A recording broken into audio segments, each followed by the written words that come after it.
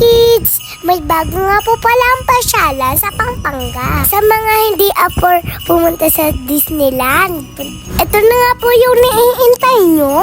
At ito pa, may fireworks pa. Sure ako mag-enjoy yung mga kids dito. Marami din princess dito. At saka naka-mascot. Iba't iba. O diba guys, nakikita nyo naman sobrang ganda dito. Para ka naman nakapunta sa Disneyland guys. At eto pa guys, sobrang mura ng entrance dito. At hindi mo na kailangan sumakay ng airplane. 100 lang yung entrance sa adult. At 50 naman po sa kids.